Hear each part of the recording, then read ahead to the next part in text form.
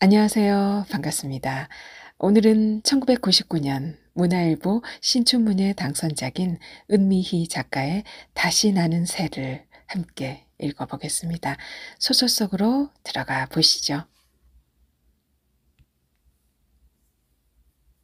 다시 나는 새, 은미희.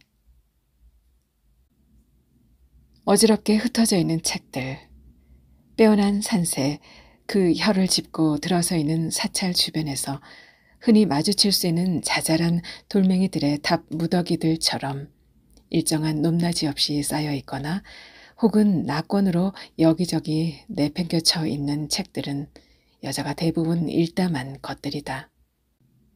각기 다른 제목을 명찰처럼 달고 있는 그것들은 전혀 다른 공간, 시간, 존재들을 품고 있으면서도 서로 싸우는 일 없이 그렇게 서로 몸을 포갠 채 무료한 잠을 자고 있다.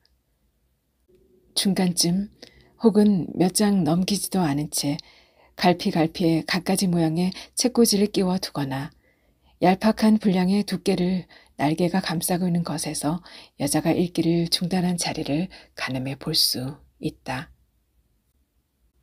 끝을 보지 못하고 그렇듯 표지 하나로 덮어버린 책들은 지루해 서거나 아니면 함부로 읽을 내용이 아니어서 언젠가는 저작하듯 꼼꼼히 들여다보리라며 내팽겨쳐 놓은 것들이다. 하지만 손만 대면 흔적이 남도록 뿌옇게 먼지를 뒤집어 쓰고 있는 것으로 봐서 언제 펼쳐보았는지 모르게 방치돼 있는 중이다. 아니, 버려져 있는 것이다. 때문에 여자는 날밤을 새워 기술했을 저자들의 한탄 어린 한숨이나 뼈가 물러나갈 듯한 고통이 배어있는 수고로움은 짐작할 수 있지만 그들이 말하고자 하는 세상은 이해하지 못하고 공감하지도 못한다. 때문에 책들은 여자에게 있어 모두 죽어 있다. 그저 죽어 있는 세상일 뿐이다. 거기에 대해 여자는 아무런 반성도 하지 않는다. 자신이 게으르다는 식의 반성. 반성을 하기에는 여자는 이미 무기력하고 사유할 의사마저 상실해버린 지 오래다. 번뜩이는 삶, 전장 같은 치열한 삶의 무대에 뛰어들어 함께 하기에는 여자는 너무나 가볍고 치밀하지 못하다. 모서리를 가지런히 맞추지 못하고 아무렇게나 서로 포개어져 있는 책 주변으로 장미가 금박으로 물린 검은색 휴지통이 있고 빨간색 뚜껑 위로는 쓰레기들이 넘쳐나고 있다. 여자의 두피에서 빠져나간 머리카락들 오로리 엉겨 불결하게 보이고 간밤에 화장을 지운 휴지와 안면의 각질을 아는 채 벗겨져 있는 팩의 잔해물이 뿌연 비닐막으로 다른 쓰레기들과 같이 버려져 있다. 마치 여자의 얼굴이 처박혀 있는 형국.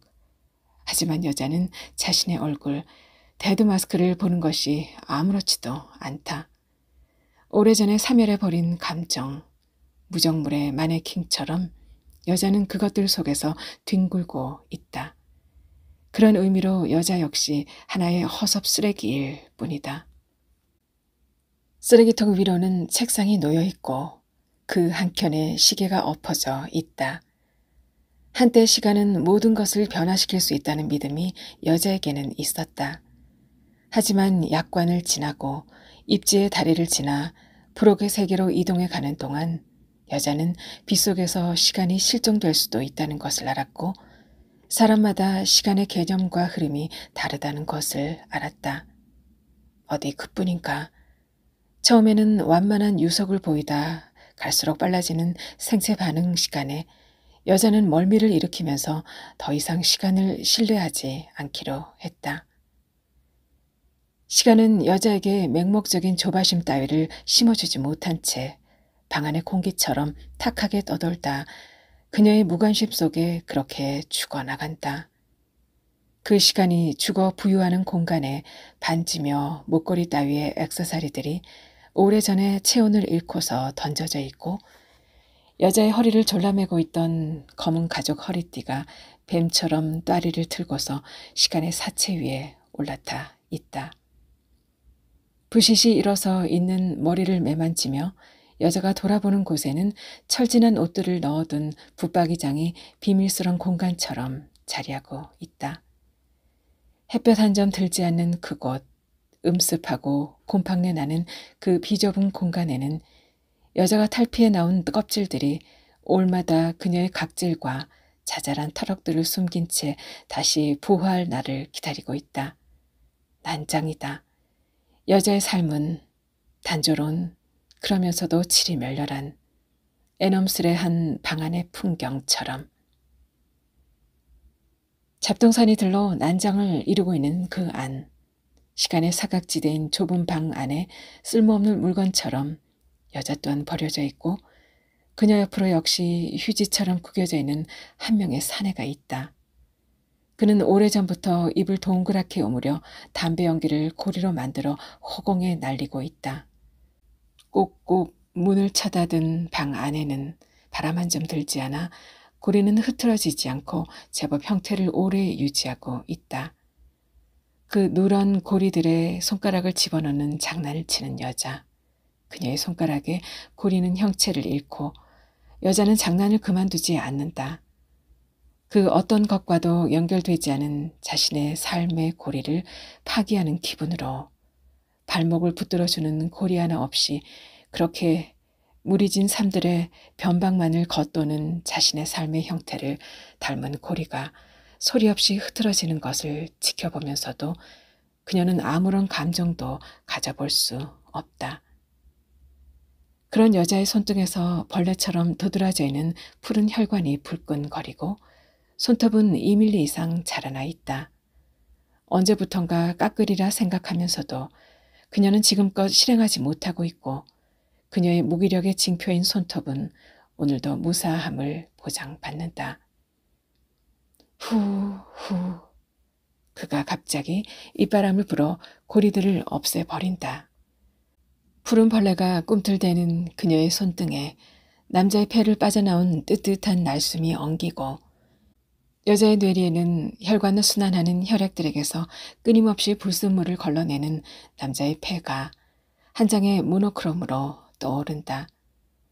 남자에게 있어 여자도 하나의 불순물이다. 여자는 몸을 뒤집어 배를 깔고 엎드리면서 머리맡에 놓아둔 페트병 주둥이에 입을 가져다 댄다. 쿨렁쿨렁 식도를 따라 물이 내려가는 소리가 들려오고 물을 받아들인 위장은 금세 묵직하게 느껴져 온다. 한 시인의 연봉이 150만 원이었대. 혈기왕성한 30대 초반 남자의 연봉이 말이야. 필터의 목이 끊어지도록 힘주어 담배를 눌러끄며 남자가 문득 말한다. 하지만 그가 말하는 150만이라는 단위는 여자의 의식에 아무런 반향도 불러일으키지 못하고 30대 초반이라는 남자 시인 역시 그녀의 관심을 환기시키지 못한다. 타인의 삶에 오지랖이 넓지도 않았고 언제부턴가 자신의 일상이나 주변의 삶에 지나치리만큼 심드렁해져 버린 여자는 자신의 삶이 마치 화석으로 굳어져 가고 있는 듯하다. 이 자본주의 세상에서 그걸로 어떻게 사는지 알아? 그야말로 신선처럼 살지. 이슬을 먹으면서. 그러면서도 그는 꿈을 꾸는 거야. 당신이라는 여자도 꿈이 있나? 꿈 말이야, 꿈. 아니야, 당신은 악몽도 꾸지 않지. 아무런 대꾸도 하지 않은 여자는 힘이 들어가 있는 남자의 손길에서 할 말을 숨기고 있다는 것을 눈치채지만 굳이 내색은 하지 않는다. 이슬을 뱀이 먹으면 독이 되고 매미가 먹으면 노래가 되지. 시인이 먹으면 시가 되고 아니 시가 아니라 정신이 되지. 한데 당신은 무얼 먹고 무얼 만들지? 남자는 자꾸만 돋보기를 여자 코앞에 들이밀고 있다. 은색의 금속 테두리에 갇힌 볼록 거울에 그녀를 담아내는 남자의 손길이 무엇을 찾으려는 듯 진지하기만 하다. 입술을 감춰문 남자의 눈가에 웃음기 하나 묻어있지 않는 것이. 이리 와봐. 하지만 너무 가까이 들이미는 바람에 그는 여자의 코도 놓치고 입도 놓치고 눈도 놓치고 결국 모공마저도 놓쳐버린다. 저리 가. 여자가 고리에 손가락을 끼우던 손으로 돋보기를 밀쳐내지만 그는 용케 손톱이 긴 여자의 손을 피해가며 더욱 가까이 가져다 대고 있다. 남자는 여자를 자꾸 굴절시키고 왜곡시키고 종래 여자를 해체하고 만다. 가까이 보이는 너는 하나도 아름답지 않아. 역하게 풍겨나오는 술냄새. 욱, 여자는 토악질을 일으킨다. 돋보기의 차갑고도 매끄러운 질감이 그녀의 뺨에 와 닿는다. 여자는 그를 거칠게 밀쳐내며 자리에서 일어난다. 둘둘 감고 있던 침낭이 떨어져 나가듯 여자에게서 떨어져 나가는 남자. 아무것도 걸치지 않은 맨몸에도 당혹스러운 기색 없이 일어서서 유방을 내보이며 미황색의 브레이저를 하고 팬티를 입고 머리를 매만지는 여자를 팔을 깍지 끼어 머리를 받친 채 빤히 쳐다보고 있던 남자가 말한다. 우리에게는 이제 설렘이 없어. 설렘을 줄 수 있는 상대는 이미 죽은 거나 마찬가지야. 유난히 수치많은 눈썹 아래 작지 않은 남자의 눈매가 호르륵 바람결에 불꽃을 죽였다 일어서는 촛불처럼 흔들리더니 이내 그의 표정이 어두워진다. 하지만 남자의 말은 여자의 감정에 아무런 파장도 일으키지 못하고 눅눅한 대기 중에 무겁게 깔리는 연기처럼 흩어지고 만다.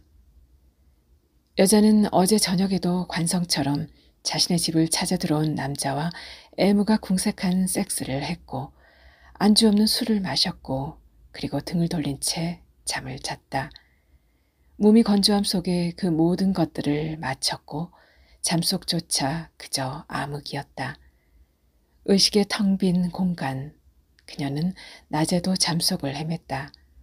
어쩌다 서로의 등이 닿으면 흠칫 벌레처럼 몸을 쳐보며 상대의 체온이 자신들의 의식 속에 입력되기를 거부했다. 아무런 감흥도 안겨주지 못하는 관계. 섹스조차 질이 멸렬한 그저 바람에 흔들리는 전등처럼 그렇게 흔들리다 서둘러 끝내는 섹스에 여자는 늘 마침표를 찍고 싶었지만 놓아두고 보면 번번이 마침표가 아닌 느낌표거나 물음표였다. 어찌된 일인지 마음 한구석에 갈무리에 놓은 마침표는 세상에 나오기만 하면 슬그머니 변형이 되어 버렸고 여자는 알을 품듯 또 하나의 마침표를 가슴에 안고 지내야 했다. 나 지방 출장이야. 일주일 동안.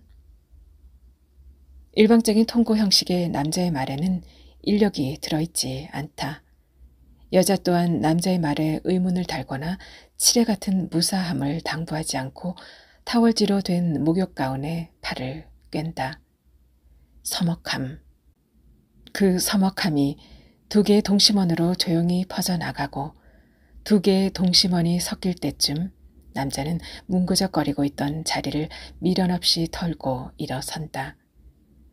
그녀보다 10살 아래인 남자의 구릿빛 나시는 매끈하면서도 표면에는 윤기까지 도는 것이 마치 좋은 목질을 보는 듯하다.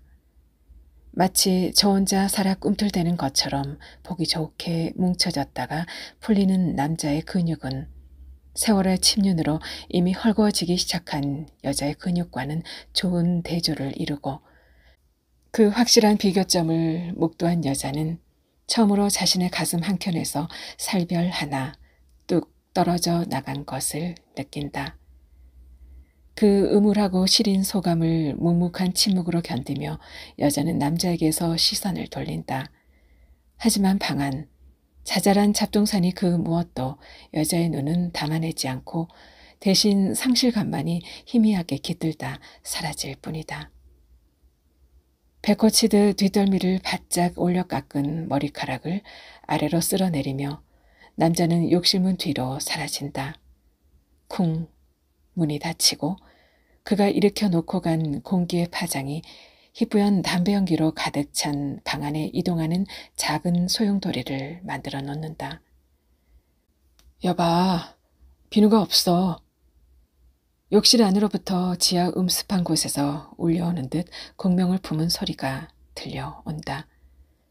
옥색의 거실장을 뒤지는 여자의 손이 해찰하듯 자꾸만 멈추고 찰기 없는 그녀의 시선이 비누와 치약 등 속이 들어있는 거실장을 떠나 베란다 밖 폭우가 쏟아지는 세상으로 표표히 떠돈다. 그러다 문득 한숨을 내쉬는 그녀, 이어 귀잠에서 깨어난 사람처럼 그녀의 눈에 활기가 돌고 마침내 비누를 집어들고 욕실로 향한다. 비누. 여자는 입을 다물고 만다. 어둠침침한 욕실에서 입을 벌리고 동공은 풀어져 그 틈새로 남자의 영혼이 새어나오고 있다. 언뜻 남자의 얼굴에 경멸의 미소가 깃들다 사라지고 여자는 서 있는 남자를 물끄러미 바라보다 문을 닫는다. 잠깐 동안의 암전. 뒤이어 그녀의 감은 눈 안에 수많은 새떼가 길라잡이 새 없이 날고 여자의 가슴 속에서는 무수한 살별들이 떨어져 내린다. 여자는 알았다. 남자가 출장에서 돌아오면 다시는 이 방을 찾지 않을 것임을. 마흔이 다 되도록 아이도 없고 남편도 없고 가정도 없는 여자의 방을, 그리고 꿈도 없이 점점 박제가 되어가는 여자의 방을, 시간도 정지해 버린 채 그저 지리함만이 모든 사물들의 표면에 덮개처럼 눌러붙어 있는 자신의 방을, 그러므로 허상의 세계 같은 오랫동안 혼자 지내온 사람은 이별의 순간을 본능으로 알아차릴 수 있는 것이다. 탕, 잘했어. 라는 남자의 말과 함께 문이 닫히고 여자는 부메랑처럼 휘어진 현관문 손잡이를 잡으려다 슬그머니 그만두고 만다. 밖은 아직 비다. 때에 따라 줄기만 바꿀 뿐 연 일주일째 계속되는 지리한 장마에 여자는 양기가 그립다. 그것도 폭양이, 살비듬이 일도록 이 눅눅함을 말려줄 햇볕, 그대로 될 정도의 뜨거움을 지닌 햇살이 그립다. 그 햇살 아래서 노란 저고리에 목숨 숫자를 금박으로 물린 현란한 붉은 치마를 입고 손에 칼을 든 채 펄쩍펄쩍 내림굿을 하는 자신을 환영으로 만난다. 여자는 자신 안에 고인 광기를 풀어낼 길이 없다. 길이 없어 아예 방기해 버린 삶. 자신이 진정 원하는 것이 무엇인지 알지 못하므로 여자는 더욱 답답하고 우울하고 그래서 삶이 더욱 지리하기만 하다. 보이지 않는 단절의 벽을 쌓고 아파트 현관문을 나선 남자는 검은 우산에 가려 보이지 않는다. 내가 보이지 않아. 조금 전 남자가 돋보기를 들이밀며 내뱉던 음성이 들려온다.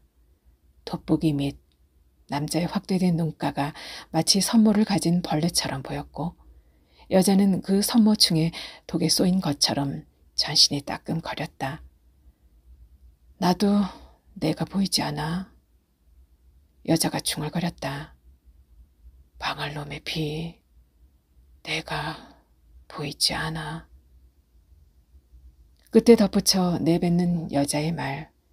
여자는 아마 남자를 향해 말하고 싶었을 것이다. 삶의 지리에 찾은 남자. 그렇다고 황음은 아닌 남자가 자신의 삶에 결을 만들어 주었던가. 유리창에 엉긴 빗물이 흘러내리는 것이 마치 창이 녹아내리는 듯이 보인다. 하강하는 비의 가속도를 뚫고 상승하는 소리. 츠츠 츠츠.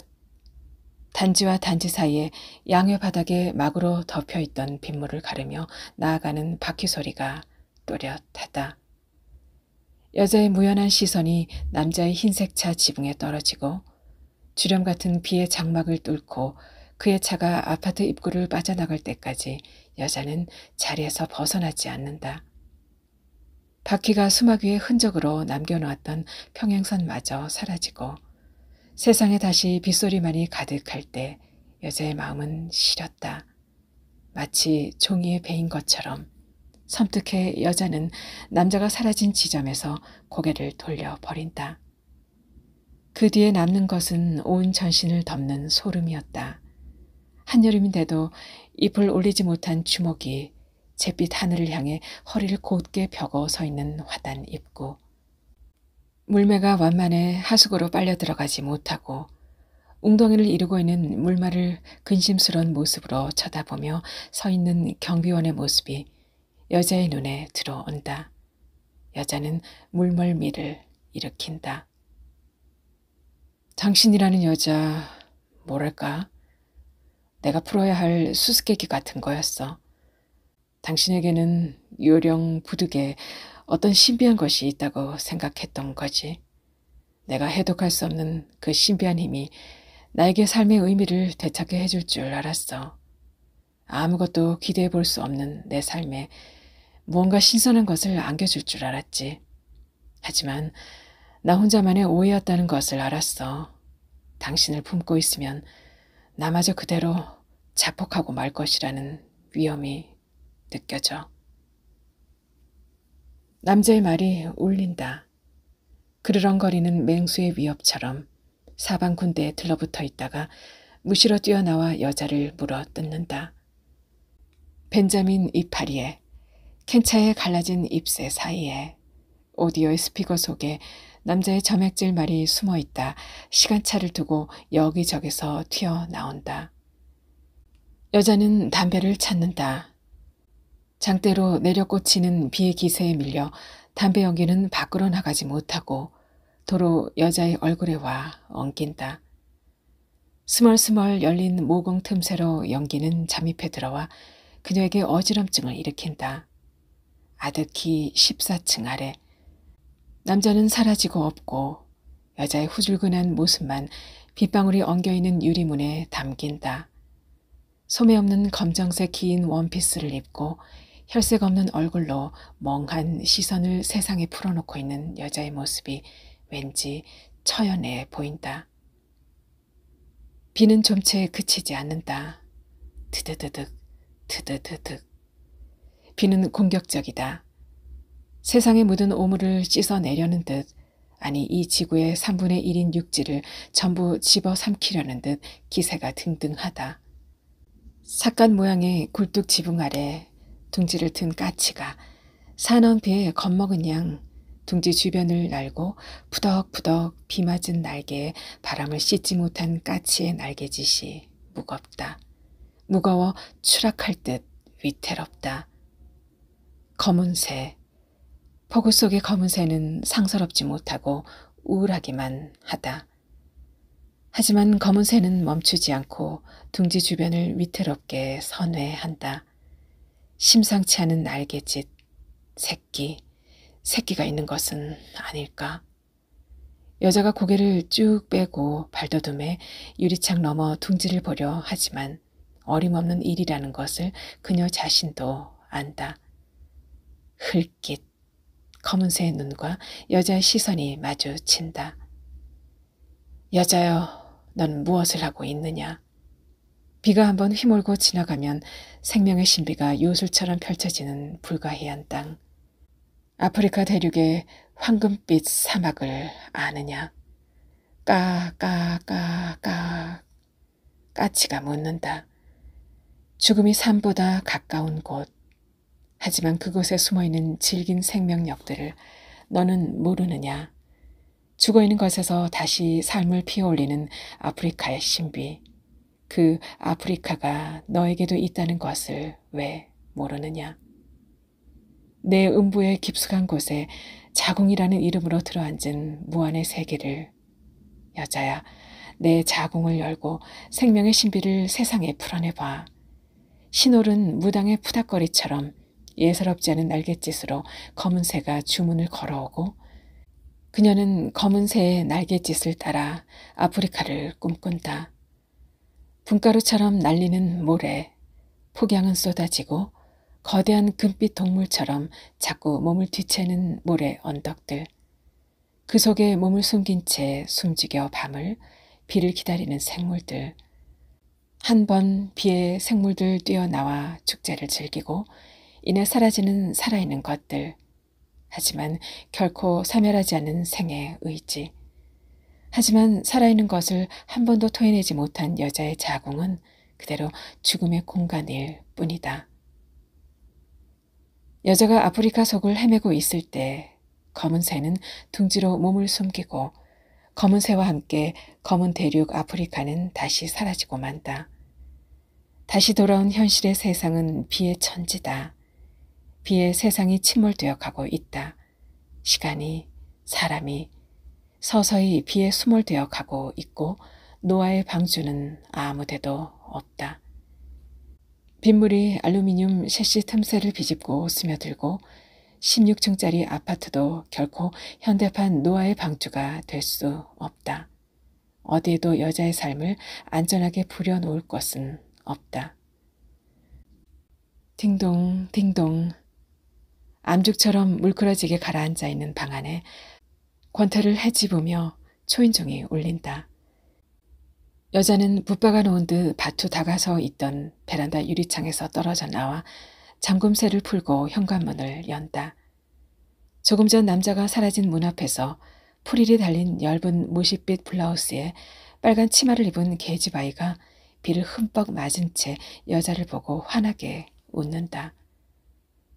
우산을 써도 소용없었어요. 홍수 속에 맞는 이단은 여자에게 묘한 기분을 안겨준다. 가닥가닥 갈라진 아이의 머리카락에서 물이 흘러내리고 블라우스가 몸에 들러붙어 있는 상체에는 막 부풀어 오르는 젖무덤이 그대로 드러나 있다.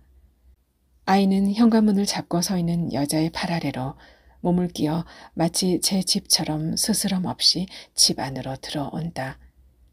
아이가 지나가는 길에 흔적으로 남는 물방울이 여자에게는 마치 뱀이 지나간 자리처럼 여겨진다. 여자는 아이가 벗어놓고 간 신발에 고개를 돌린다. 구절처 모양의 커다란 흰 꽃이 달린 아이의 노란색 샌들이 물에 씻겨 색이 더 선명해 보인다.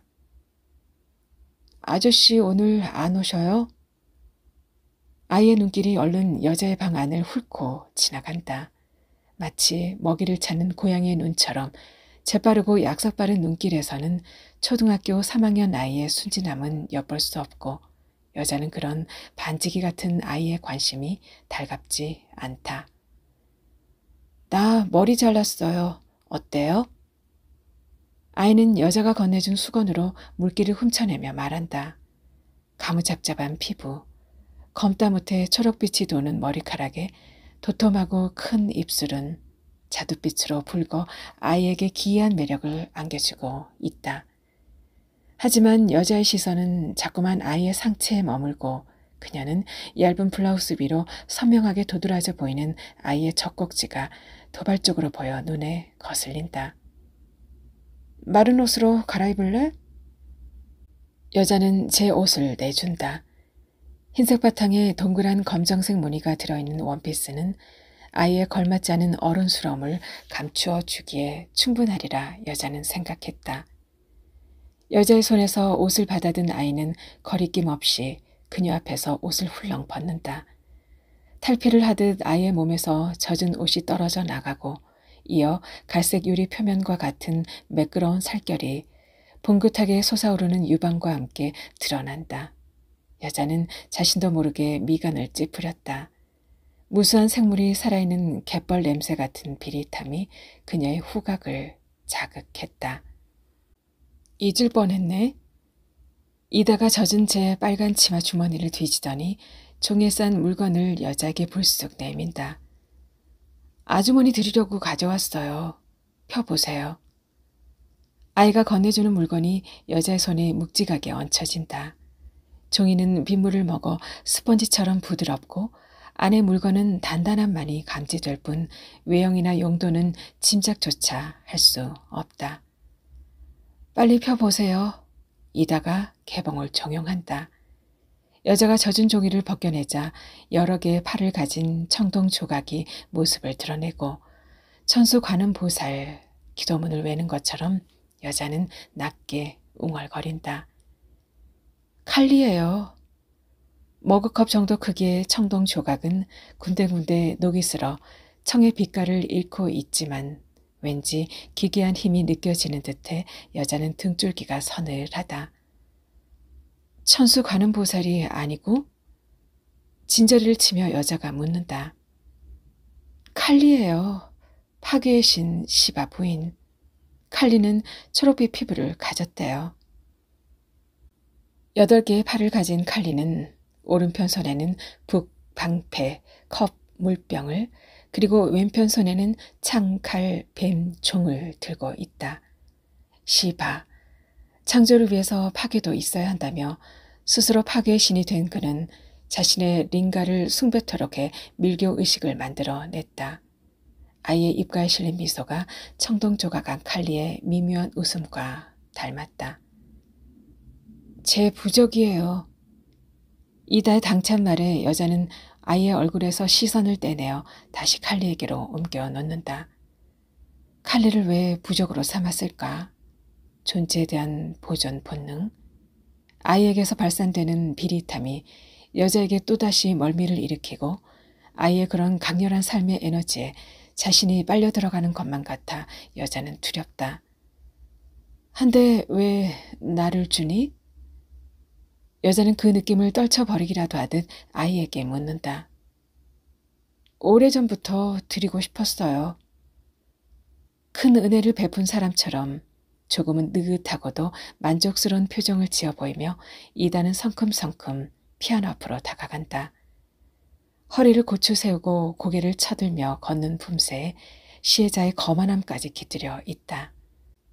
아이가 걸을 때마다 문피에 비해 큰 원피스가 엉덩이의 근육에 따라 출렁이고 여자는 와락 달려들어 되바라진 아이를 밖으로 내쫓고 싶어진다. 그런 여자애는 아랑곳 없이 아이는 검은 표범처럼 한 구석에 웅크리고 있는 피아노를 어루만진다. 마치 첫 출산을 경험한 산부가 충만한 기분으로 아직 붉은기가 사라지지 않은 아이를 들여다보고 있는 것처럼 아이의 눈가에 형언할 수 없는 감정의 결정들이 고인다. 자신의 미립으로도 헤아리기 힘든 어떤 세계, 어둡지만 그렇다고 결코 어두운 것만은 아닌 또 다른 세계가 아이의 내부에 존재하는 것만 같아 여자는 칼리를 들고 어찌할 줄을 몰라 한다. 시뻘건 불빛을 내부에 감추고 있는 마그마처럼 삶의 에너지가 내재해 있는 아이다. 아이의 그런 삶의 힘이 왜 자신에게는 자꾸만 위험스럽게 보이고 경계심을 주는 것일까? 인도 신화에 보면 말이에요. 이다는 홍수의 신 마누의 딸이었대요. 이다는 신이 내린 벌로부터 인간을 구원하죠. 이다. 나도 신화에 나오는 이다처럼 누군가를 구원할 수 있을까요? 피아노에 정신이 팔려있던 아이가 대뜸 뒤를 돌아보며 말한다. 하지만 여자는 아이의 물음에 고개를 돌려 버림으로써 대답까지 회피한다. 여자는 매일처럼 이루어지는 이다의 방문이 썩 내키지 않는다. 굳은 날에도 아이는 거르는 법 없이 한 마리의 정충처럼 긴 꼬리 지느러미를 흔들며 여자의 생활에 잠입해 들어와 모든 사이클을 자신에게 맞춰 놓고 그렇게 소리 없이 빠져나간다. 애초부터 여자의 대답은 기대하지도 않았다는 듯 아이는 다시 피아노에 주의를 기울인다. 그런 아이의 손에 검은 표범은 저항 없이 힘을 벌려 고른 치열을 드러내놓고 그 치열들을 대하는 아이의 눈이 방안을 탐색할 때처럼 빛난다. 여자는 안다. 이어질 아이의 일련의 행동들을. 이다는 피아노에 올려놓은 초보자은 교본을 찾아 책거리에 얹고 자신 있는 곳을 찾아 몇 번 되풀이해 칠 것이다. 난 이곳이 제일 마음에 들어요. 아이는 언제나 자신 있는 번호를 골라 몇 번 치는 것으로 하루의 연습을 시작한다. 그리고는 자랑하듯 의기양양한 표정으로 여자를 돌아보고 씩 미소를 짓는다. 어때요? 한 번 더 쳐볼까요? 멜로디의 여음을 즐기기 위한 듯 아이는 표정으로 묻는다. 잘 치지 않아요? 여자는 아이의 시선을 피해 딴청을 부리며 고개를 주걱거리는 것으로 번번이 대답을 대신한다. 왜 아이는 그런 식으로 자신의 환심을 사려 하는 것일까? 다른 아이들처럼 진도를 빨리 나가기 위해 안달을 하지 않고 같은 번호만 되풀이하는 것일까? 아이의 손가락에 잔뜩 힘이 들어가 있는 것만큼이나 하나하나가 또랑또랑하다. 하지만 가끔씩 아이는 제 뜻대로 되지 않는 듯 잠시 멈춘다.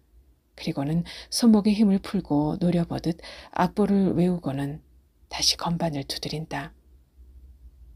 아이를 만난 것은 지난 봄 문구점에서였다. 여자는 그때 가위가 필요했다. 그것도 한 개가 아닌 5개가. 집안에나 사무실에는 사람마다 가위가 한두 개씩 굴러다닐 정도로 많았지만 그녀는 새로운 가위를 사기 위해 문구점을 찾았다. 녹슬지 않은 잘 별이어진 날이 푸른 빛을 쏘고 섬뜩함에 후두둑 진저리를 칠 만큼 잘 드는 가위를. 잘 익은 과일에게서 맡아지는 그런 단내가 날 것만 같은 크고 탐스런 입술을 가지고 있던 한 여성 작가가 개인전을 앞두고 있던 여자는 동티를 막아줄 새로운 가위가 필요했다. 통통 살이 오른 뱀이 나무 줄기에 땅에 색이 선명한 꽃밭 속에 또아리를 들고 있거나 거무스름한 나무 줄기를 휘감고 올라가는 그림만을 그려온 작가는 자신의 전생은 뱀이라고 했다. 언제나 빨간 립스틱이 그려져 있던 그 작고 육감적인 입술로 나는 전생에 뱀이었어요 라고 꿈을 꾸고 있는 것처럼 몽롱하게 말했다. 왜 뱀이 두렵죠? 온몸으로 세상을 건너는 뱀처럼 난 내 삶을 그렇게 혼신의 힘을 다해 살고 싶어요. 뱀은 사람이 생각한 것처럼 사악한 파충류는 아니죠. 단지 종교를 더 극적으로 만들기 위해 인간들의 뱀을 희생물로 삼은 거예요. 그런데 왜 꼭 뱀이었을까요? 혹시 뱀에게는 인간이 알아서는 안 될 그 어떤 비밀스러운 것이 숨겨져 있지는 않을까요? 그 미끈한 몸체, 내부에 품은 덕으로 자멸하지 않는 지혜. 생각보다 뱀은 온순한 동물이지요. 건들지만 않는다면. 그러나 뱀에 갈라진 혀만큼은 어쩔 수 없이 나도 싫어요. 그러고 보니 그녀의 도톰한 입술이 통통 살오른 뱀의 몸통을 닮았다. 난 뱀이에요. 그것도 꽃뱀. 속을 들키지 않기 위해 늘 가성을 내며 살아오던 여자에게 그녀의 존재는 부러움의 대상이었다. 가위 주세요. 5개. 아주 잘 드는 걸로. 의욕으로는 여자의 삶에, 직역으로는 보름 동안 이어질 그녀의 개인전에서 부정을 없애기 위해 동티가 나지 않도록 여자는 새로운 가위가 필요했다. 주술이 가는 원초적인 힘, 여자는 미라처럼 건조해가는 자신의 삶에 그 어떤 새로운 힘을 그런 식으로라도 이식해 와야만 했다. 시퍼런 날로 오색 테이프를 끊고 동티를 물려쳐줄 가위를 고르고 있을 때 장난감 피아노를 가지고 놀던 한 여자아이가 그녀를 유심히 바라보고 있었다. 장식 없는 분홍색 고무줄로 머리를 질끈 뒤로 묶고 헐렁한 빨간색 스웨터를 입은 아이는 장난감 피아노를 가지고 놀기에는 커 보였다. 가위를 왜 그렇게 많이 사세요? 한 개도 아닌 한꺼번에 5개의 가위를 필요로 하는 여자가 아이의 눈에는 이상하게 보일 만도 했다. 여자와 아이의 시선이 마주쳤지만 먼저 거두어들인 것은 여자였다. 뭐에 쓰세요? 아이의 호기심치고는 집요한 면이 있었다. 그저 쓸 데가 있단다. 라는 모호한 대답으로 여자는 얼버무렸다.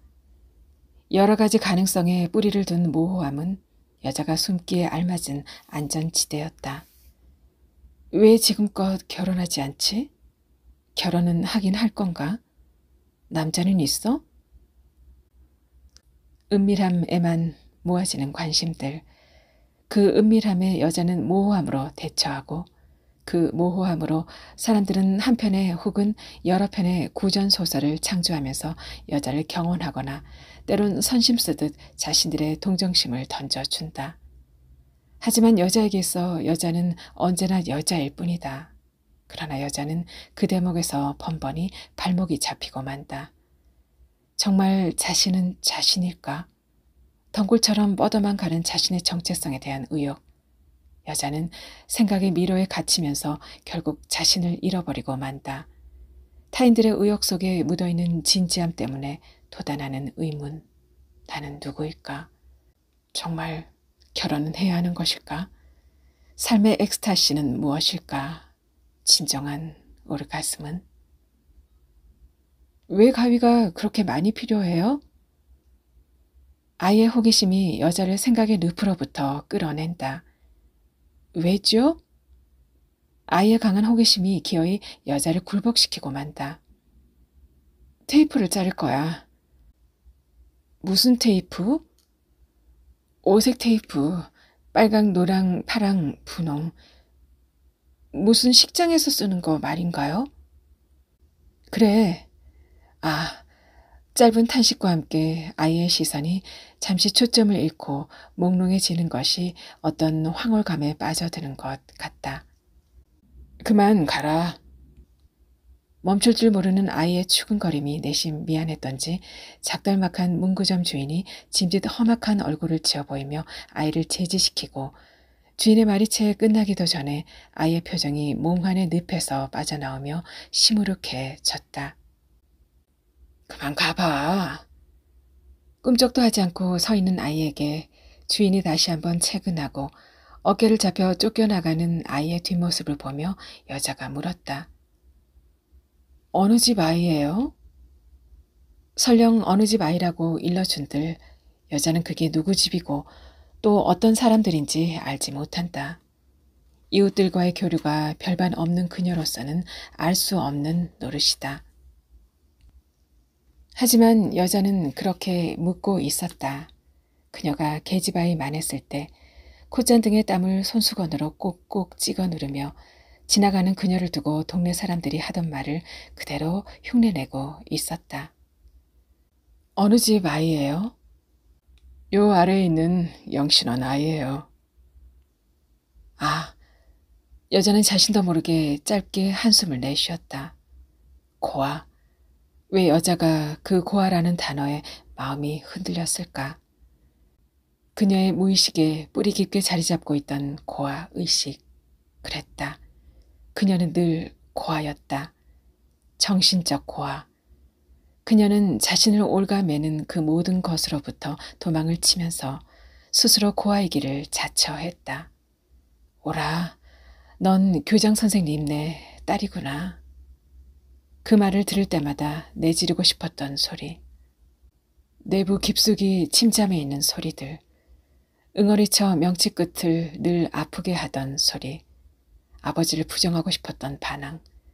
아버지가 교장 선생님이었다는 이유로 그녀는 늘 모범생처럼 보이지 않으면 안 되었다. 내부에 들어있는 환양기를 숨긴 채 조신하고 정숙한 아이로 그들에게 비춰야만 했던 사춘기 시절. 여자 목소리는 담 넘어가면 안 된다. 아버지는 교장 선생님의 말을 쫓아 가만가만 속삭이듯 말을 해야 했고 여자는 웃을 때 이가 보이면 안 된다라고 해 손으로 입을 가리고 웃었다.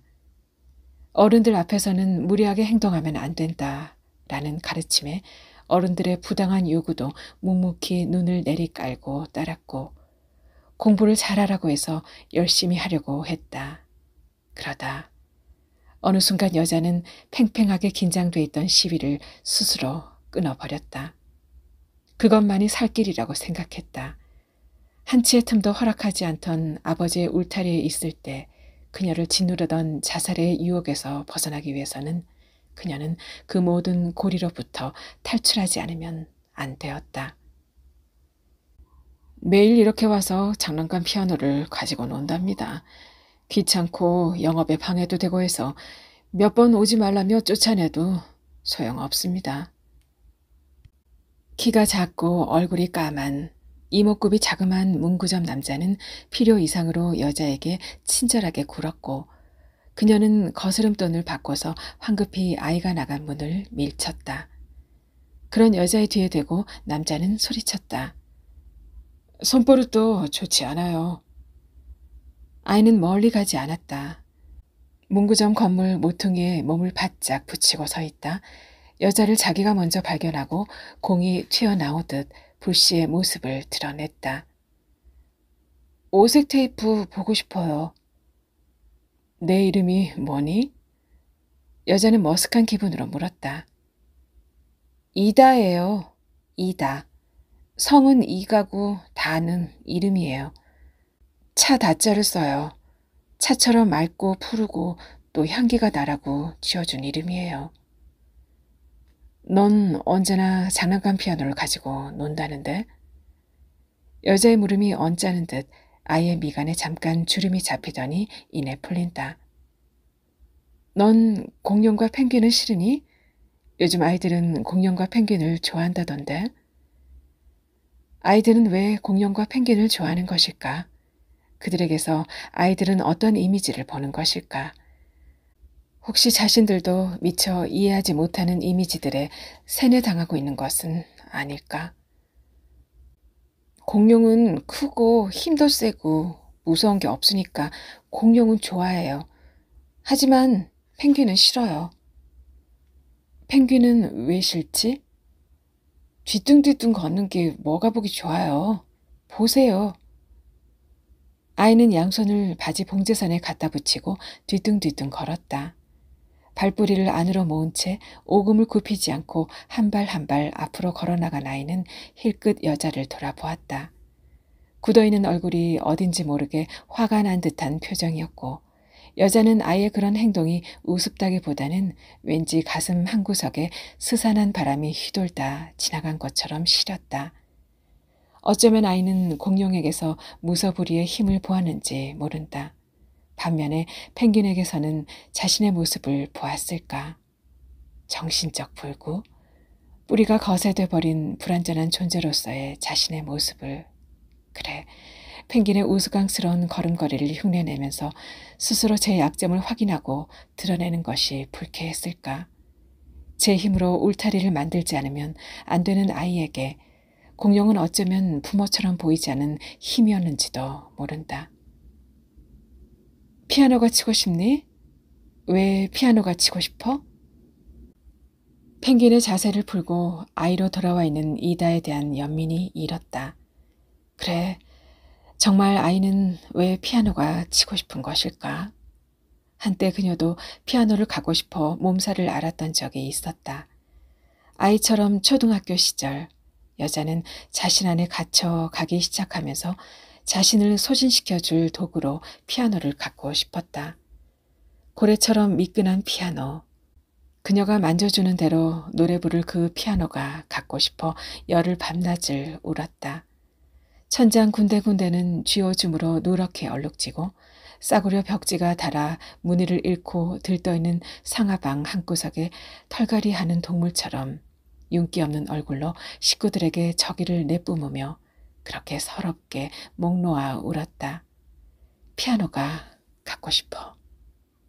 상하방 남의 집살이에 피아노가 웬 말이냐고 어머니가 모지락스럽게 여자의 울음에는 귀도 안 기울일 때 여자는 그게 더 서럽고 오기가 나 땅바닥에 퍼질러 앉아 누가 알아주지도 않는 목리를 부렸다. 여자는 사력을 다해 울었다. 매를 맞고 울다 혼절하듯 잠을 자고 나면 또 울고. 왜 그렇게 서러웠을까? 장독대 자갈틈 사이를 비집고 자란 봉숭아 꽃잎에 논일고 있는 햇살이 서러워 울었고 간짓대로 지탱해 놓은 빨랫줄에 널린 눈부신 흰 빨래가 서러워 더 목 놓아 울었다. 무언가 몰두할 것이 필요했을 때 여자는 피아노에 몰두했다. 실체와의 접촉에서 즐길 수 있는 촉감과 청각의 자극이 아닌 단지 그 관념적 단어에 몰두했다. 하지만 목리를 부리면 부릴수록 허망함은 배수로 커져만 갔고 여자는 어느 순간 배선을 끈듯 그렇게 울음을 그쳐버렸다. 여자는 지금 그 포달이 그립다. 그런 식으로라도 자신을 확인하고 타인들에게 내보일 수 있다는 것이. 여자가 다시 한번 묻는다. 왜 피아노가 치고 싶니? 그냥 나를 알리고 싶어요. 너를 발설하고 싶다고? 자신에게 엉기는 여자의 시선을 당당하게 받아내며 아이는 고개를 끄덕였다. 여자가 표면 장력처럼 자신의 내부로만 응축되려고 했던 것과는 달리 아이는 세상 밖으로 자신을 밀어내기 위해 피아노가 필요한 것이다. 우리 집에 피아노가 있는데 가지 않을래? 아이의 눈이 반짝 빛났다. 영매자의 눈에서나 발견할 수 있는 빛. 여자를 투사에 들어가는 것 같은, 아니 빛났다기보다는 차라리 향기가 났다. 다라는 이름처럼 그랬다. 여자는 아이에게서 삶의 비릿한 내음을 맡았다. 모든 삶의 생성의 냄새는 비릿함이었다. 여자의 기억에 있어서는 아이는 처음 보는 사람에 대한 경계심 없이 순순히 따라왔다. 이 모진 세상에서 처음 보는 사람 따라가지 말아라. 흔히 어른들이 아이들에게 교육시키고 훈련시키는 불신에 대한 추정이나 맹정 없이, 아니 오히려 끌려간 것은 여자였다. 아이는 여자보다 더 종종 걸음을 쳤다. 간혹 대지의 선을 흐트러 놓는 봄 아지랑이를 쫓느라 그녀의 걸음이 늦어지면 아이는 여자를 책망하는 눈길로 뒤를 돌아보며 해찰하는 그녀의 걸음을 채근했다. 그래, 지금 몇 살이니? 몇 학년이야? 여자는 쐐기처럼 자신에게 날아와 박히는 아이의 눈빛을 누그러뜨리기 위해 물었다. 하지만 여자의 물음은 번번이 아이의 조급한 발걸음에 채고 밟혀 아이에게 제대로 전달되지 못했다. 때문에 그녀는 수고스럽게 두세 번씩 같은 질문을 되풀이해야 했다. 하지만 역시 질문에 대한 대답은 절반밖에 듣지 못했고 여자는 왠지 아이에게 내몰리는 듯한 초조감까지 잃었다. 초등학교 3학년이고 부모님에 대한 기억은 하나도 없다는 것. 그것만이 그녀에게 들려준 자신의 짧은 생에 대한 대답의 전부였고 아이의 관심은 온통 피아노에 쏠려 있는 듯 그것마저도 건성이었다. 엘리베이터를 기다리며 여자는 흘낏 아이의 표정을 훔쳐보았다. 불끈 주먹을 쥐고 입술을 감춰물며 표시창에 나타나는 충수를 하나하나 확인하는 아이의 모습을 지켜보고 있던 여자는 문득 무언가 파괴해버리고픈 잔인한 욕구가 내부에서 요동치면서 그녀 자신을 몹시 불안스럽게 만들었다. 무엇과도 대치될 수 없는 기쁨에 사로잡혀 있는 영혼, 형형한 눈빛으로 다가올 시간을 기다리고 있는 아이의 모습은 결코 용납되어서는 안 되는 행복 그 자체였다.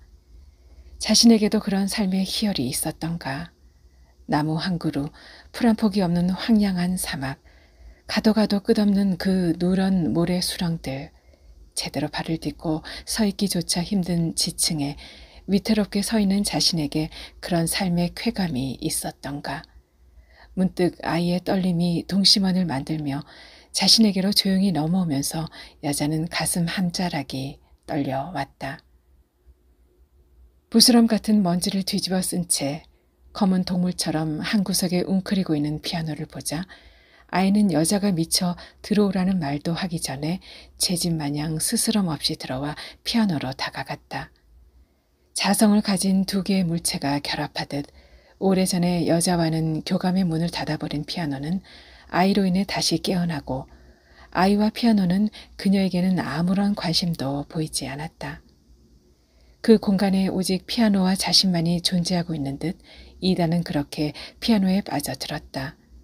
악보도 보지 못하고 그렇다고 제대로 치는 동요 한 곡 없이 아이는 건반을 차례로 누르거나 다시 거꾸로 반복하면서 소리내기에 열중했다. 소리, 그저 소리였다. 어린아이가 막 말을 배우기 시작할 때처럼 아무런 의미도 담지 못하는 소리, 그저 소음에 불과한 딩딩딩. 오랫동안 발성을 정지한 피아노는 정확한 제음을 찾지 못했다. 이다는 여자가 준 옷으로 갈아입고 무방비로 등을 내보인 채 피아노에 열중해 있다. 비 맞은 머리카락은 두피에 달라붙어 있고 제대로 닦지 않았는지 머리카락으로부터 흘러내린 물이 기다란 선을 그리며 옷을 적시고 있다. 아이의 어깨가 움찔거릴 때마다 그 젖은 부위가 마치 살아 움직이는 편평 동물처럼 기이한 동작을 보여주고 여자는 와락 달려들어 그 동물을 제거해내고 싶다. 한 마리의 무골충이 사락 움틀대는 아이의 어깨에 의자 위에 얹혀져 있는 아이의 자그마한 엉덩이에 여자의 눈길이 머물다 떠난다. 영악스러운 아이는 자꾸만 자신의 등 뒤에 여자의 거미줄 같은 끈끈한 시선이 날아와 엉긴다는 사실을 알 것이다. 하지만 이다는 뒤돌아보는 일이 없다.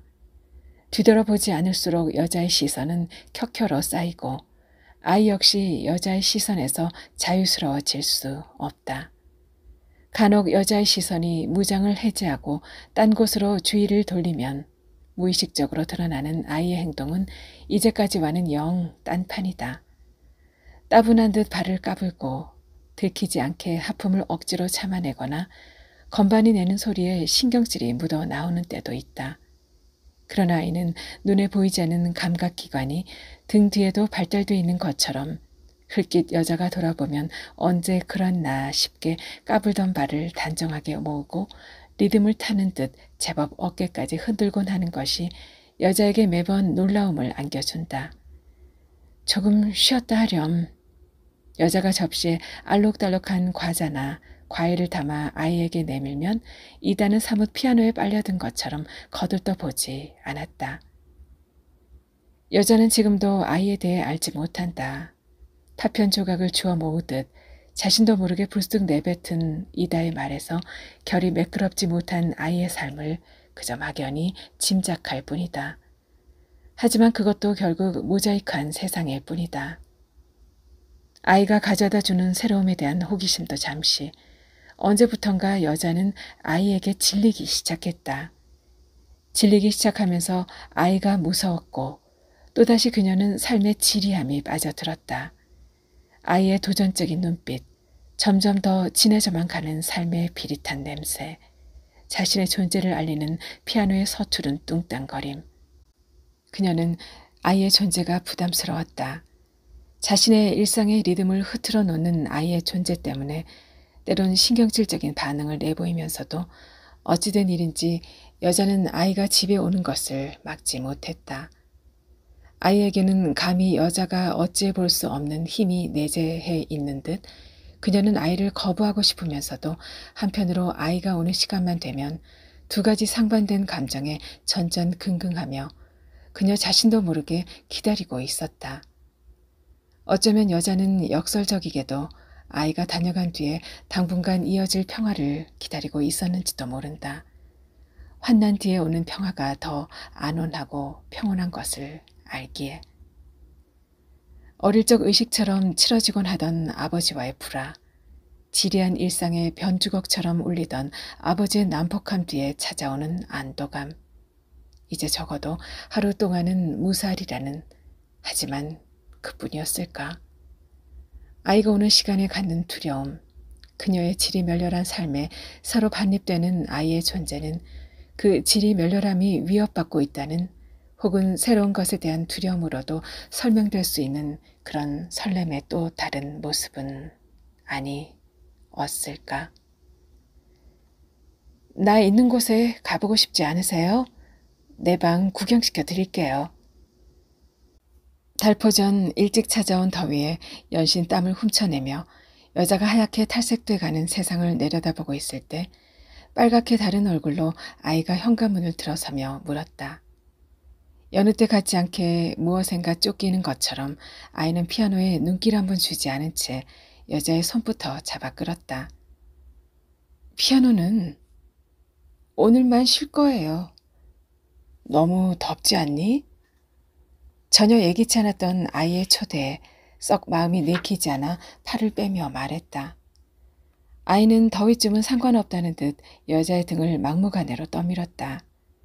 여자는 은근한 호기심에 마음이 동했지만 내색은 하지 않고 아이의 완강함에 마지못한 듯 자리를 떨치고 일어났다. 흰 레이스 카디건을 걸치고 집시 치마를 입은 여자의 손을 아이는 행여 놓칠세라 꼭 잡고 햇볕 쨍쨍한 길을 걸었다. 땀이 고이는데도 아이는 손을 푸는 법이 없었고 택시를 불러 타고 가자는 여자의 제의를 야멸차게 물리쳤다. 아스팔트가 더위에 물러지며 여기저기에 바퀴 자국이 화인처럼 남아있고 담장을 넘은 키 큰 해바라기가 해를 쫓다 지쳐 힘겨운 듯 간신히 고개를 지탱하고 있었다. 지열로 발 회목이 화홧거렸지만 아이는 아무렇지도 않은 듯 깡충거렸다. 크고 작은 관목들이 덤불을 이루고 있는 야트막한 산을 베개처럼 이고 들어서 있는 집들 사이사이 미로처럼 얽혀 있는 골목을 한참 따라 들어간 아이가 한옥집 앞에서 걸음을 멈추고서 여자를 돌아보았다. 여기니? 여기에요. 여자가 표정으로 묻고 아이가 표정으로 대답했다. 불시에 이루어진 자신의 방문을 놓고 여자는 곤혹스런 표정을 지었다. 어서요. 여자의 망설임을 읽어낸 아이가 손을 잡아 끌며 칠이 벗겨진 녹색 철 대문을 밀쳤다. 안은 밖에서 보았던 것보다 더 넓었다.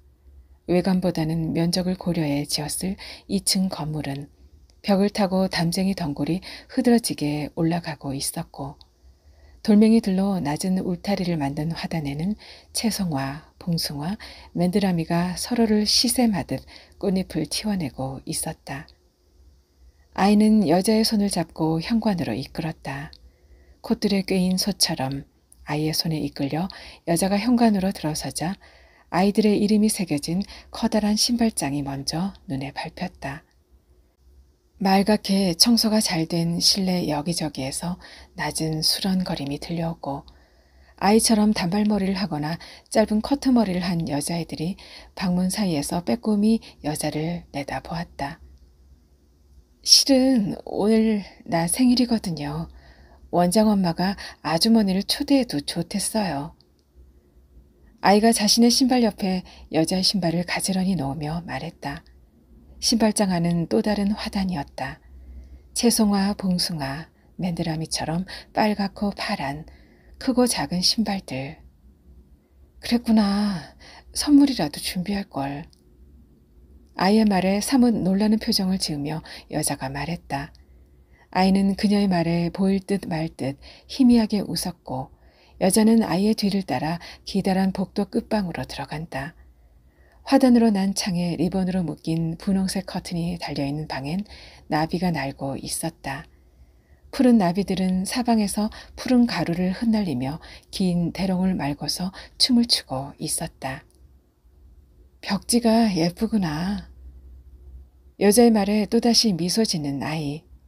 하지만 입술 한 끝이 비틀려 올라가는 것에 여자의 말이 힘을 잃었다. 창문이 달린 벽에 나란히 놓여있는 4개의 책상 가운데 아이의 책상은 어느 것일까? 여자가 하나하나 책상을 훑어보고 있는데 파마기 없는 머리를 뒤로 틀어올린 앙바트만 여자가 방 안으로 들어왔다. 잿빛 주름 치마에 검정색 블라우스를 받쳐 입은 여자는 50은 훨씬 넘어 보였다. 다가 말하는 아주머니가 이분이구나.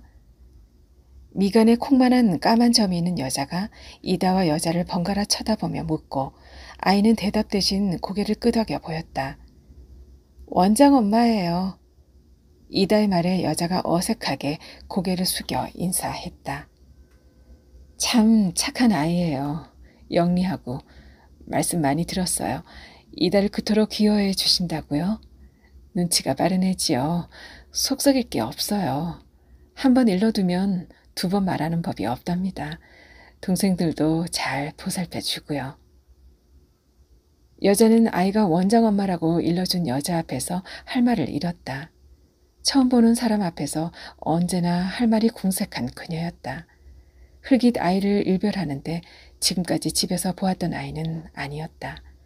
순하디 순한 맑은 눈빛으로 껌벅껌벅 자신을 올려다보고 있는 아이에게는 번번이 자신에게 멀미를 일으키게 하던 비릿함도 없었다. 여기에도 피아노가 있는데 꼭 아주머니 집에 가서 피아노를 친답니다. 피아노가 있었어요? 그럼요. 아주머니께 패기치지 말고 여기서 치라고 해도 막무가내지 뭡니까? 원장 엄마라는 여자의 말에 이다가 고개를 푹 숙였다. 해를 잃고 염천에 지친 해바라기처럼 풀이 죽어버렸다. 나 피아노 잘 치잖아요. 아주머니도 심심하지 않고. 이다가 낮게 중얼거렸다. 방 안 가득 햇살이 밀려 들어와 있고 아이의 말이 그 햇살 속에서 생기를 잃었다. 여자는 그 햇살 속에서 한 마리 카멜레온을 보았다. 몸의 색을 바꾸는. 여자는 생각한다. 한 마리 편평 동물을 어깨에 기리고 있는 아이에게서 다시 한번 순하고 맑은 눈빛을 보고 싶다고. 아이가 벼랑간 손을 뚝 멈춘다. 그 방송국 아저씨 잘생겼죠? 키도 크고 남자처럼 다부지게 생겼잖아요. 눈썹도 진하고 입술은 또 어떻고요? 도전적인 눈빛으로 쏘아보듯 쳐다보며 묻는 아이가 여자는 불쾌하다.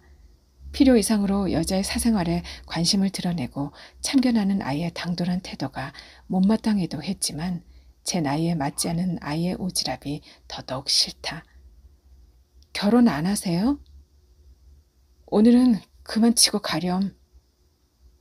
암컷의 동물들에게서 풍기는 암냄새가 맡아져 그녀는 자신도 모르게 동성으로서의 경계심을 드러내고 여자의 경계심에 아이는 적이 실망한 표정을 지으며 그녀를 빤히 쳐다본다. 앙큼한 것 같으니. 그녀는 내심 아이에게 발톱을 세우며 물어뜯을 것처럼 표독스러워지면서도 겉으로는 애써 태어남을 가장하며 아이의 서운함을 달랜다. 화랑에 나가봐야겠다.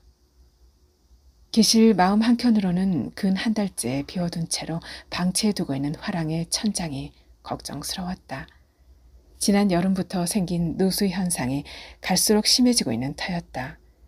조명시설 때문에 전선이 뒤얽혀 있는 화랑 천장의 누수 현상은 화재의 위험이 상존해 있었고 장마가 시작되기 전에 공사를 한다는 것이 건물주의 시큰둥한 대처로 아직 손도 대지 못하고 있는 중이었다. 천장 공사라는 것이 워낙 큰 공사라서 더욱이 요즘 같은 불안기에는 어떻게 해볼 수가 있어야지. 키 작은 건물주의 음성이 빗소리에 섞여 들려온다. 손에 큼직한 반지를 끼고 개구리처럼 배가 불룩 튀어나온 건물주는 몹시 미안해하며 뒷말을 흐렸다. 여자는 마뜩지 않은 표정으로 빗줄기를 살펴보러 다가섰던 베란다 유리문에서 물러서고 아이는 아직 건반 위에 손을 얹고 앉아서 여자에게 피아노를 치듯 또박또박 묻는다. 그 아저씨 마음도 좋지요? 한번 먹잇감을 정한 맹수가 놓치는 법 없이 사냥하듯 아이는 예의 집요한 면을 드러내고 있다. 스멀스멀 아이에게서 냄새가 스며 나온다. 독염처럼 비릿함이 더 진하다. 여자는 토악질을 일으킨다. 비가 오기 때문에 비가 오면 기압이 낮아지므로 냄새가 낮게 깔리지. 그러니 더 진한 거야. 라고 생각하며 여자는 울렁거리는 속을 다스린다. 결혼 안 하세요? 아이가 빤히 여자를 쳐다보며 묻는다. 아이의 눈은 화산이었다. 주변의 것들을 모두 태워버릴 것만 같은 그 눈빛을 타고 비릿함이 쿨쿨 새어나오고 있다. 그만 가렴. 여자는 아이의 등을 떠밀어 피아노에서 밀쳐낸다. 정말 이번에는 다음부터 오지 말라고 할 작정이다. 칼리. 아이는 무슨 말인가를 하려다 이내 입을 다물어 버린다. 나도 소용없어. 내가 도로 가져가. 여자는 아이가 피아노 위에 얹어놓았던 칼리를 아이의 손에 지니기듯 도로 쥐어준다. 원망의 빛이 아이의 얼굴에 깃들고 진흙으로 빚어놓았던 조상이 마르기도 전에 격한 손길에 일그러지듯 당당하기만 하던 아이의 얼굴이 일그러진다. 나 입양하지 않을래요? 여자는 자신의 귀를 의심한다. 나 아주머니 딸로 입양해요. 하지만 결혼 안 한 여자는 입양할 수 없대요. 방송국 아저씨랑 결혼해. 나 입양해요. 아주머니는 나이가 많아 이제 자식도 가질 수 없잖아요. 나는 피아노도 잘 치잖아요. 여자는 제 귀를 의심한다. 이명에 잘못 전달되는 소리겠거니 지부하며 아이에게 자신의 마음을 들키지 않으려 불어 딴청을 부리며 떨리는 가슴을 단속한다. 나 입양해요. 방점을 찍듯 아이는 제 말에 힘을 더한다. 너무나 당황스럽고 황당해 여자는 할 말을 찾지 못한 채 빤히 아이의 얼굴만 쳐다보고 있다. 난 아주머니를 잘 모실 수 있어요. 아이가 애원하듯 말한다. 나에겐 아이 필요 없어. 내일부턴 오지 말아라. 난 똑똑하고 영리해요. 언젠가는 날 입양하길 잘했다고 생각하게 될 거예요. 난 아이들은 필요 없어. 나는 다를 거예요. 귀찮게 안 할게요. 어서 가. 나도 이제 그만 나가봐야겠다. 그럼 내일 다시 올게요. 비려먹은 강아지를 쫓아 보내듯 떠다민 아이의 등에서 느껴지던 단단한 버팀. 아이를 내보낸 여자는 다시 담배를 찾아 입에 문다. 생존을 위한 절박함. 더 이상의 자기 증식을 거부한 여자에게 있어 아이는 강신물을 추는 아기 무당처럼 보인다. 밖은 여전히 폭우다. 하지만 금세 나타나야 할 아이의 모습은 보이지 않는다. 다만 작은 홍수를 일으키고 있는 아파트 단지 내의 포도만이 눈에 들어올 뿐이다. 우산. 미처 우산을 챙겨줄 틈도 없이 아이를 내보낸 현관문에는 이다가 쓰고 왔던 검정 빛깔의 우산이 그대로 놓여 있다. 나 입양해요. 아이 대신 검정 우산이 말한다. 그러나 여자는 나가지 않는다. 욕조의 뜨거운 물을 받아 몸을 담그면서 여자는 무엇인가 홀린 듯한 기분이 된다. 나 입양하지 않을래요? 굳이 제 집에 있는 피아노를 두고 여기까지 찾아온 아이의 샘속이 이 때문이었을까? 제 집 구경을 시켜준 것도. 여자는 젖은 손으로 담배를 찾아 입에 물고 불을 켜 대지만 젖은 담배는 좀채 불을 끌어당기지 않는다. 근 한 달째 비워놓고 있는 화랑은 사람의 출입이 없어서인지 곰팡이 냄새로 가득하다. 흰색 석고판으로 마감한 천장 한가운데에는 누렇게 물이 들어있고 작동하는 메트로놈처럼 뚝뚝 물방울이 일정한 간격으로 떨어져 내리고 있다. 누수 현상이 이전보다 더 심해지고 있었다. 색색으로 채색한 삶의 풍경들이 어느 날 문득 가식으로 보여 중단해버린 화랑. 화가들은 사람의 지난한 삶을 파편화시키고 정지시키거나 왜곡시켜 오면서도 정작 자신들의 삶은 돌아볼 줄 몰랐다. 아버지처럼. 그 아버지로 인해 생명이 된 자신. 자신은 생명이었다. 오직 한 가지 색만 구별해내는 생명. 잿빛의 세상. 잿빛의 세상이 자꾸만 꿈도 없는 단조롭고 지리한 절망의 수렁으로 여자를 내몰고 있었다. 벌써부터 벽 군데군데 맥기가 끼고 텅 빈 화랑은 여자의 발소리로 공명시킨다. 여자는 물이 흥건하게 고인 바닥과 천장을 번갈아 올려다 본다. 언제부턴가 헐거워지기 시작한 자신의 삶의 방직 시스템. 정신의 누수 현상을 보는 듯 여자는 가슴 한켠이 아리다. 여자는 누수의 근원을 찾아야 했다. 지붕에 올라가 그 새는 곳을 찾아 보수해야 했다. 여기서 허물어뜨리고 중단하지 않으려면 어쨌든 삶은 계속될 테니까. 폭우 속을 헤집고 낙상의 위험을 감수한 채 지붕에 올라가 구멍난 곳을 찾아야 했다. 그러다 문득 정을 맞은 듯 여자의 표정이 고통스럽게 일그러진다. 손바닥에 묵직한 느낌으로 남아있던 칼리의 감각이 하나의 조형으로 완성돼 검은 새와 함께 빗속에서 춤을 춘다. 너울너울 불빛이 일렁이듯 여자의 주변을 맴돌며 춤을 춘다. 그들의 춤사위 사위마다 묻어나오는 말. 자, 춤을 추라고. 온몸을 움직여 살아있음을 확인해 보라고. 우리처럼 해봐. 하지만 여자는 자신에게 묻는다. 지금 자신에게 삶의 지리멸렬함의 근원은 무엇일까? 홍수로부터 인간을 구원한 이다나 노아처럼 자신을 이 지독한 지리멸렬함으로부터 구원해 줄 수 있는 이는 이다가 아닐까? 여자는 팔짱을 끼고 멍하니 서 있다. 그러다 무엇인가 쫓기듯 황급하게 화랑을 빠져나온다. 택시! 물을 가르며 지나가는 택시를 불러 세우고 그 안으로 몸을 숨기는 그녀. 칼리와 검은 새도 그녀와 함께 택시에 오른다. 그녀를 실은 택시는 수음을 하던 남자가 있는 쪽을 향해 달려나가고 여자는 폭우 속에서 힘차게 비상하는 3마리의 새의 환영을 본다.